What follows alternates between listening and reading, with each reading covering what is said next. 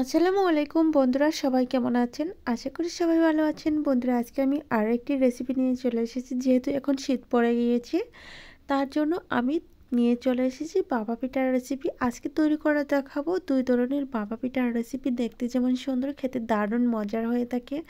এই শীতে এমন কেউ নেই যারা ভাপা পিঠা খায়নি। শীতের মধ্যে ভাপা পিঠা খেতে কিন্তু দারুণ মজার হয়ে থাকে। সকালবেলা ধোয়া ওঠা ভাপা পিঠা খেতে দারুণ মজার একটা ব্যাপার। চলুন বন্ধুরা, কথা না বাড়িয়ে আমি সুন্দর সুন্দর ভাপা পিঠা তৈরি করার জন্য মূল ভিডিওতে চলে যাচ্ছি। তার আগে বলছি, প্লিজ বন্ধুরা, ভিডিওটি দেখার শুরুতে একটা লাইক দিয়ে সম্পূর্ণ ভিডিওটি দেখার চেষ্টা করবেন, আর ভালো লাগলে চ্যানেল সাবস্ক্রাইব করে রাখবেন। এখন আমি মূল রেসিপিতে চলে আসলাম। আজকের ভাপা পিঠা তৈরি করার জন্য লাগবে প্রথমে আতপ চাউলের গুঁড়া। আজকে আমি আতপ চাউলের গুঁড়া দিয়ে ভাপা পিঠা তৈরি করে দেখাবো। এখানে আমি ভাপা পিঠার জন্য আতপ চাউল গুঁড়ো করে নিয়েছি। আমি হাফ কেজি চাউল গুঁড়ো করে নিয়েছি, আর সেই চাউলের গুঁড়ো দিয়েই ভাপা পিঠা তৈরি করে নিব। প্রথমে গুঁড়ো নিয়েছি, তারপরে স্বাদ মতো লবণ দিয়ে দিচ্ছি। এখন আমি হাত দিয়ে ভালোভাবে মাখিয়ে নিচ্ছি। বন্ধুরা, আমি এখানে সাদাটা বানানোর জন্য হাফ কেজি চাউল নিয়েছি, আবার হলুদ অংশ বানানোর জন্য হাফ কেজি চাউল নেব। মোট আমি 1 কেজি চাউলের ভাপা পিঠা বানাবো। তারপর নিয়ে নিচ্ছি নর্মাল তাপমাত্রার পানি। আমি ওটা মেশানোর পর তারপর নর্মাল তাপমাত্রার পানি দিয়ে এটাকে ভালোভাবে মিশিয়ে নেওয়ার চেষ্টা করব। বন্ধুরা, এটা ভালোভাবে মাখিয়ে নিতে হবে একটু ভিজা ভিজা করে, তা না হলে ভাপা পিঠার ভেতরটা অনেকটাই কাঁচা রয়ে যাবে। অনেকেই বলে ভাপা পিঠা বানাতে গেলে ভিতরে সিদ্ধ হয় না। আজকের রেসিপিটা ফলো করেন, আপনাদের ভাপা পিঠাও দারুণ সুন্দর হবে। বন্ধুরা দেখেন, হাত দিয়ে মুঠো করছি, একেবারে পারফেক্টভাবে রেডি হয়ে গিয়েছে, আর হাত দিয়ে চাপ দিলেই ভেঙে যাচ্ছে। বন্ধুরা, এখন আমি এগুলোকে চেলে নেব। আমার কিন্তু রেডি হয়ে গেছে গুঁড়োটা মাখানো। এখন একটা ছিদ্রযুক্ত চালনি নিয়েছি, একটা বোলের উপর রেখে দিয়েছি। তারপর আমি যে রেডি করে রাখা গুঁড়োটা চেলে নিব। দেখেন, আমি সবগুলো গুঁড়ো একসাথে করে দিয়ে দিচ্ছি। যেহেতু এখানে হাফ কেজি চাউলের গুঁড়ো, তার জন্য একসাথে করে চেলে নেওয়া যাচ্ছে। আমি যে চালনিটা নিয়েছি এটা অনেক বড় চালনি। এখন আমি হাত দিয়ে ডলে ডলে চেলে নিব। বন্ধুরা, আমরা নর্মাল যে গুঁড়া চালনা দিয়ে চেলে নেই সেভাবে চাললে হবে না, একটু হাত দিয়ে চেপে চেপে চেলে নিতে হবে। দেখেন, বড় বড় দানা পড়ছে।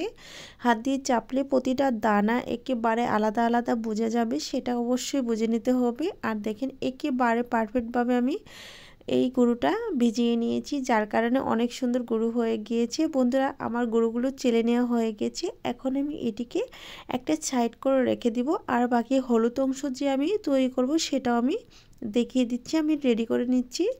বন্ধুরা, আমি এখানেও হাফ কেজি চাউলের গুঁড়ো নিয়েছি, আর গুঁড়োটা দেখেন অনেকটা জোরে আছে।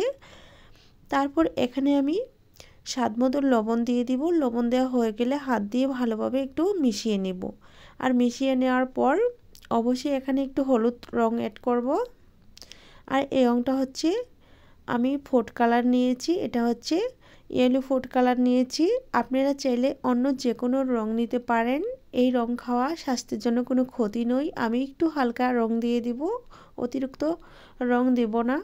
আপনারা চাইলে সম্পূর্ণটাই সাদা রঙে বানিয়ে নিতে পারেন, তবে আমি সৌন্দর্যের জন্য একটু কালার মিশিয়ে নেব, যার কারণে দেখতে ভালো লাগবে। বন্ধুরা দেখেন, আমি এই রঙটাই নিয়েছি, এটা হচ্ছে ইয়েলো ফুড কালার। আপনারা যে কোনো সুপার শপে গিয়ে এই কালারগুলো চাইলে আপনাদের দিয়ে দিবে। দাম মাত্র 40 টাকা রাখবে, একটা করে বোতল অনেক দিন চলে যাবে। বন্ধুরা, আমি একটু কালার পানিতে মিশিয়ে নিয়েছি, তারপর অল্প অল্প করে দিয়ে তারপর আমি এভাবে করে গুঁড়ির মধ্যে মিশিয়ে নিব। আমি যে প্রথমটা যেভাবে মিশিয়ে নিয়েছি ঠিক সেইভাবেই আমি এটাও মিশিয়ে নিচ্ছি। দেখেন, খুব সহজে মিশিয়ে নেওয়া যাচ্ছে। অবশ্যই আপনারা এভাবে করে মিশিয়ে নেবেন। দেখেন, আমার প্রায় মিশিয়ে নেওয়া হয়ে গেছে। আমি একটু আরও ভিজিয়ে নেব, যার কারণে আরেকটু রঙের পানি দিয়ে দিচ্ছি। অবশ্যই এটা যত ভালো ভিজাবেন তত ভালো ভাপা হবে। একেবারে ভেতরটা অনেকটা সুন্দর নরম তুলতুলে সিদ্ধ হবে। দেখেন, আমার প্রায় মেশানো হয়ে গিয়েছে। আর দেখেন, এখন আমি মোট দিয়ে মোটি করছি, একেবারে ছেড়েও যাচ্ছে। এই যে কত সুন্দরভাবে দলা পেকে যাচ্ছে, আবার প্রেস করলেই ছেড়ে যাচ্ছে। এখন আমি এগুলোকে চেলে নিব। আমি সেম একটা ওই যে ছিদ্রযুক্ত চালনা নিয়েছি, আর এখানে সবগুলো একসাথে ঢেলে দিব। ঢেলে তারপর আমি সবগুলোকে সুন্দরভাবে চেলে নিব। বন্ধুরা, এই চালনাগুলো দিয়ে চেলে নেওয়ার চেষ্টা করবেন, এতে করে দানাগুলো খুব সুন্দর হবে, একটু মোটা মোটা টাইপের দানা হবে, আর বাপাগুলোও দেখতে সুন্দর হবে। বন্ধুরা, এখন আমি সবগুলো চেলে নিব। দেখেন আমি কিভাবে চেলে নিচ্ছি, হাত দিয়ে ডলে ডলে চেলে নিতে হবে। তা না হলে এগুলো পড়বে না। একটু ভেজা আছে যেহেতু তার জন্য ডলে ডলেই চেলে নিতে হবে। দেখেন গুঁড়িগুলো খুব ঝরঝরেভাবে পড়ে যাচ্ছে। বন্ধুরা আরেকটা কথা বলে দিচ্ছি, আপনারা যদি এগুলো ফ্রিজ থেকে বের করেন গুঁড়িগুলো, তাহলে সেক্ষেত্রে একটু পানিটা বেশি দিবেন, তা না হলে কিছুক্ষণ পরেই পানিটা শোষণ করে নেবে। সে কথাটা আমি বলে দিলাম। তো দেখেন বন্ধুরা কত সুন্দর দানা দানা চালনা দিয়ে চেলে নিচ্ছি দানাদার গুঁড়িগুলো। চেলে নেওয়া হয়ে গেলে এখন আমি এগুলোকে বাপার জন্য রেডি করে নিব। দেখেন আমার কিন্তু চেলে নেওয়া প্রায় হয়ে গিয়েছে। বন্ধুরা আমি যতক্ষণে চেলে নিব ততক্ষণে বলছি, প্লিজ বন্ধুরা আমি রিকোয়েস্ট করছি সম্পূর্ণ ভিডিওটি দেখবেন, অনেক বেশি ভালো লাগবে। দেখেন আমার চেলে নেওয়া হয়ে গিয়েছে। এই যে কত সুন্দর লাগছে, একেবারে গুঁড়ো দুধের মতো দেখাচ্ছে, কালারটা অনেকটা সুন্দর হয়েছে। এখন আমি একটা বাপা পিঠা বানানোর জন্য এরকম একটা বাটি নিয়েছি। আমি এই বাটি দিয়ে বাপাগুলো রেডি করে নেব। আমি প্রথমে কিছুটা গুঁড়ি দিয়ে দিচ্ছি, দেওয়া হয়ে গেলে এখানে দিয়ে দিব আখের গুড়। আপনারা চাইলে খেজুরের গুড় দিতে পারেন, অথবা এখানে নারিকেল কুড়াও দিতে পারেন, আখের গুড় অথবা খেজুরের গুড়ের সাথে মিশিয়ে। বন্ধুরা আমি কিছুটা গুড় দিয়ে দিচ্ছি, তারপর এখন আমি এর উপর দিয়ে আরও কিছুটা গুঁড়ি দিয়ে দিচ্ছি, দিয়ে আমি এই পিঠাটা রেডি করে রাখলাম, একটা সাইড করে রেখে দিব। বন্ধুরা আপনারা চাইলে একটা পাতলা কাপড় দিয়ে ডেকে দিতে পারেন, তবে আমি একটা জালি দিয়ে ডেকে দিচ্ছি, যার কারণে সিদ্ধ হতে খুবই সুবিধা হবে। আপনারা বাপা বানানোর সময় অবশ্যই জালিটা ব্যবহার করবেন, দেখবেন কত সহজে বাপা পিঠাটা সিদ্ধ হয়ে যায়। দেখেন এটাকে আমি এখন একটা সাইড করে রেখে দিব। কত সুন্দরভাবে রেডি করে নিয়েছি। বন্ধুরা এখন আমি সেমভাবে একটা সাদা পিঠা রেডি করে দেখাবো। আমি সাদা গুঁড়িটাও নিয়ে নিচ্ছি, তারপর এই যে আখের গুড় নিয়ে নিচ্ছি, তারপর আমি বাপা বানানো আরেকটা বাটি নিয়ে নিচ্ছি, নিয়ে তারপর আমি এই পিঠাটাও রেডি করে দেখাবো। দেখেন কত সুন্দর আখের গুড়। আপনারা চাইলে খেজুরের গুড় দিয়ে দিতে পারেন, অথবা গুড় দিয়ে নারকেল কোড়া দিয়ে একটা পুর বানিয়েও দিতে পারেন, এতে করেও খেতে দারুণ মজার হয়ে থাকবে। দেখেন আমি এখন আরেকটি বাটি নিয়ে নিচ্ছি, নিয়ে তারপর একইভাবে আরও একটি পিঠা রেডি করে দেখাবো। বন্ধুরা আমি এই বাটির উপর প্রথমে কিছু গুঁড়ি নিয়ে নিচ্ছি, নেওয়ার পর এখানে আমি আখের গুড় দিয়ে দিব। ভিতরটাতে একটু বেশি করে দেওয়ার চেষ্টা করবেন, এতে করে বাপা পিঠাটা খেতে দারুণ হয়ে থাকে। আমি প্রথমে একটু গুঁড়ি নিচ্ছি, তারপরে এই যে আখের গুড় দিয়ে দিচ্ছি, আমি একটু বেশি করে দিয়ে দিচ্ছি, তারপর আরেকটা লেয়ার উপর দিয়ে দিব। এতে করে একটু একটু হালকা হালকা করে গুড়ের অংশটা যখন বেরিয়ে আসবে বাহিরে, তখন দেখতে দারুণ সুন্দর হবে। দেখেন আমি একটু একটু করে নিচ্ছি, আর হাত দিয়ে কিন্তু চাপা যাবে না, চেপে চেপে বানালে সিদ্ধ হবে না। আলতু হাতে এভাবে করে রেডি করে নিতে হবে, আলতু হাতে নিতে হবে, তা না হলে কিন্তু বাপাগুলো একেবারে কাঁচা রয়ে যাবে। বন্ধুরা এটা রেডি করার পর আমি চুলায় চলে যাব, আবারও একটা জালি দিয়ে ডেকে নিচ্ছি। ডেকে নেওয়া হয়ে গেলে এখন আমি চুলায় চলে যাব। বন্ধুরা চুলায় আমি একটা বাপা পিঠার হাঁড়ি বসিয়ে দেব, সেই হাঁড়িতে আমি বাপা পিঠাগুলো রেডি করে নেব, সিদ্ধ করে নিব। বন্ধুরা একটা হাঁড়ি বসিয়ে নিয়েছি, আর এখানে পরিমাণ মতো পানি দিয়ে দিচ্ছি, একটু বেশি করে দিয়ে দিচ্ছি, যেহেতু অনেকগুলো বাপা বানাবো তার জন্য বেশি করে দিয়ে দিচ্ছি। আর পানিটা যখন একেবারে গরম হয়ে বাষ্প বেরিয়ে আসবে তখনই পিঠাগুলো দিয়ে দিতে হবে। এর আগে দিলে পিঠাটা একেবারেই সিদ্ধ হবে না, অনেকটা কাঁচাই রয়ে যাবে। বন্ধুরা আমি কিছুক্ষণ জাল দেওয়ার পর দেখেন ভিতর থেকে বাষ্পটা কিন্তু বেরিয়ে এসেছে, আর আমি চুলার আঁচটা কিন্তু হাই হিটে রেখেছি, যেহেতু অনেকটা পানি দিয়েছি এখানে লো আঁচে রাখার কোনো প্রয়োজন নেই। একটু হাই হিটে রেখে বাপাগুলো বানানোর চেষ্টা করবেন, এতে করে সুন্দরভাবে সিদ্ধ হয়ে যাবে। বন্ধুরা প্রথমে আমি একটা পিঠা বানিয়ে দেখাবো ডাকনা ছাড়া। ডাকনা ছাড়া পিঠা বানাতে গেলে একটু সময় বেশি পড়ে, সেটাও আমি দেখিয়ে দিচ্ছি। প্রথমটা আমি ডাকনা ছাড়া দেখিয়ে দিচ্ছি। ডাকনা ছাড়া বানাতে গেলে একটা পিঠা বানাতে 3 মিনিট সময় লাগে, আর যেটা ডাকনা দিয়ে বানাবো সেটা মাত্র 1.5 মিনিট সময়েই পিঠাটা হয়ে যাবে। বন্ধুরা দেখেন ডাকনা ছাড়া আমার পুরো 3 মিনিট লেগেছিল। আমার পিঠাটা কিন্তু অলরেডি হয়ে গিয়েছে, অনেকটা সিদ্ধ হয়ে গিয়েছে। এখন আমি এটা তুলে রেখে দিচ্ছি।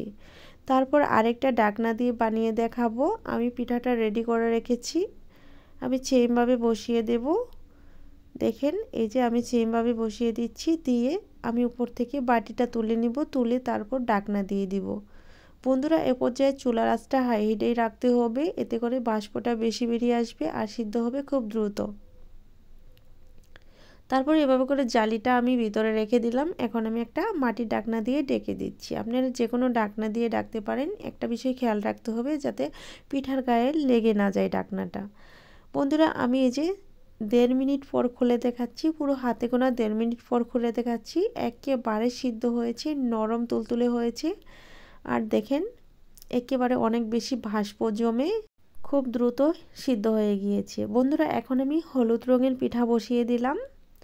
আমি দুটো সাদা দেখিয়ে দিচ্ছি আর দুটো হলুদ রঙের পিঠা দেখিয়ে দিচ্ছি। আর এই পিঠাগুলো দেখতে দারুণ সুন্দর হবে আমি যখন সবগুলো পিঠা একসাথে করে নিয়ে আসব। সাদা আর হলদে একসাথে করলে দারুণ সুন্দর হয়। বন্ধুরা দেখেন আমি ঢাকনা দিয়ে ঢেকে দিচ্ছি আর ঢাকনাটা আমি 1.5 মিনিট পর খুলে নেব। আমি বাকিগুলো ঢাকনা দিয়ে ঢেকে সিদ্ধ করে নিয়েছি, যেহেতু সময় কম লাগছে তার জন্য আমি এই পদ্ধতিটাই ফলো করছি। আপনারা চাইলেও এই পদ্ধতিটা ফলো করে দেখতে পারেন, খুব সহজে আর তাড়াতাড়ি ভাপা পিঠা বানিয়ে নিতে পারবেন। বন্ধুরা আমি আরও একটি বসিয়ে দেব, বসিয়ে তারপর দেখিয়ে দিচ্ছি খুব সহজে আর সুন্দরভাবে। একটা পিঠাও কিন্তু ফেটে যাচ্ছে না, ভেঙে যাচ্ছে না। আমি তুলে নিচ্ছি আর আমি সবগুলো পিঠা একসাথে করে যখন দেখাবো তখন বুঝতে পারবেন যে সবগুলো পিঠা এত সুন্দর হয়েছে। এই যে আবার একটা পিঠা দিয়ে দিচ্ছি, দিয়ে আবারও ঢেকে আমি 1.5 মিনিট পর খুলে নিব। খুলে দেখিয়ে দিব পিঠাগুলো কতটা সুন্দর হয়েছে। বন্ধুরা মাটির ঢাকনা দিয়ে ঢেকে দেওয়ার চেষ্টা করবেন, এতে করে পিঠাগুলো খুব সহজেই আর খুব সুন্দরভাবে সিদ্ধ হয়ে যাবে, অনেকটা নরম নরম হয়ে। তো দেখেন বন্ধুরা আমার কিন্তু এইটাও রেডি হয়ে গিয়েছে। আমি এটা নামিয়ে নিব, নামিয়ে সবগুলো পিঠা একসাথে করে নিয়ে চলে আসব। আমি সেমভাবে সবগুলো পিঠা সিদ্ধ করার পর একসাথে করে নিয়ে চলে এসে দেখাবো সবগুলো পিঠা কত সুন্দর হয়েছে। বন্ধুরা এই তো আমি সবগুলো পিঠা নিয়ে চলে আসলাম। দেখেন কতগুলো পিঠা হয়েছে, সাদা আর হলুদ, একেবারে সুন্দর লাগছে। জানি না আপনাদের কাছে কেমন লাগছে। আমি যে বানিয়েছিলাম খুবই সুন্দর লাগছে আর সবাই অনেক বেশি মজা করে খেয়েছি। আর দেখেন গুড়গুলো দেখতে কত সুন্দর লাগছে। ভিতর থেকে যখন আমি গুড়টা ভিতরে দিয়ে দিয়েছিলাম আর উপর থেকে একটু একটু করে দেখা যাচ্ছে, অনেকটা সুন্দর লাগছে। আর এভাবে করে ধোয়া ওঠা ভাপা পিঠা আপনারা চাইলে সকালবেলা বানিয়ে খুব তাড়াতাড়ি খেয়ে নিতে পারবেন। সকালবেলা পিঠা খেতে দারুণ মজার হয়ে থাকে। শীতকাল এসেছে, কেউ মিস করবেন না এমন সুন্দর পিঠাগুলো। আপনারা চাইলে ঝটপট বানিয়ে নিতে পারেন।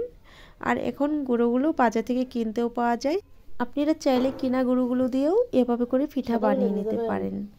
দেখেন কতটা সুন্দর হয়েছে। আমি পিঠা ভেঙে দেখাবো। বন্ধুরা আমার রেসিপি কেমন হয়েছে অবশ্যই কমেন্টের মাধ্যমে জানিয়ে দিবেন আর ভালো লাগলে চ্যানেল সাবস্ক্রাইব করে রাখবেন। তার সাথে বলছি যদি আমার কোনো নতুন বন্ধু এসে থাকেন প্লিজ বন্ধুরা ভিডিওটি দেখে ভালো লাগলে চ্যানেল সাবস্ক্রাইব করে যাবেন আর কমেন্টের মাধ্যমে জানিয়ে যাবেন আমার পরিবারে অ্যাড হয়েছেন কিনা। তো দেখেন সবগুলো পিঠা অনেকটাই নরম হয়েছে, অনেক তুলতুলে হয়েছে। আর আমি যতক্ষণে পিঠাগুলো দেখাবো ততক্ষণে প্রায় আমার বিদায় নেওয়ার পালা।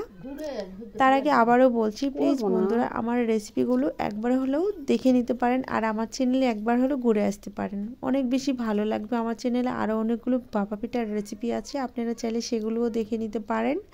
তো এখন আমার বিদায় নেওয়ার পালা। আজ এ পর্যন্তই। ভালো থাকবেন, সুস্থ থাকবেন, আল্লাহ তাআলার কাছে এই কামনা করে বিদায় নিচ্ছি। পরবর্তীতে আবারও দেখা হবে নতুন কোনো রেসিপি নিয়ে। ততক্ষণে সবাই অনেক বেশি ভালো থাকবেন, অনেক বেশি সুস্থ থাকবেন এই কামনা করে বিদায় নিচ্ছি। খোদা হাফেজ।